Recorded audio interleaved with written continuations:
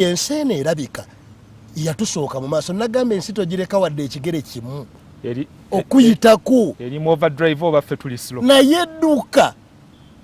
era abagoba ensi tebannaba ne bajjajja baabwe tebagikwata ensi yeetaaga mu maaso nga gw'olimu gwewapanga otya nze nagamba wano muwala wange yajja nagamba awo dadi gwokyali mu biri ebyedda sebo yampita nawadda kozi wamusindika mu mateeka asoma mateeka ayi kacanga nkugamba kati akola bigezo ebya semester esooka second year nze siwena mubuuza nnyirako omwana agambye katumusabire siriimu nze sizaalanga mwana wange okuva lwe namuzaala ne muzaala mpaka kati nga simanyi gy'alaga nze mu nnyumba eyange muteekwa okubeeramu serious courses 3 mpulira muteekwa okubaamu munnamateeka oyo kati mwali mulimu omusawo ava namugongo kati akola bigezo bya siniya 6 kati sciences PCB stroke submath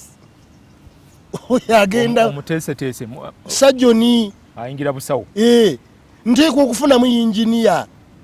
akola siniya ya 6 omwaka ogujja ali Kibuli wano akati nze pastor temuli akati bapastalinge nga babimaze ebyo kozi ne Bible bwegamba nti baako omulimu omulala gw'okola akati bano abazadde be tuli nabo ne boolaba bino ebitukabya kati amaziga kati nga tugenda tutya ku ssomero ng'omwana mbu ateeberezebwa okuba nga yayokyezza banne mwana mwani oyo kyovula warusimbi nagamba wano nti nze nali luli ntya kyakusaalirwa nnyo nali luli ntya nti abaana bamwe bajja kuzannya n'abaana baffe nga kyekintiisa mwe abaana bamwe ba special case bamawale batokuba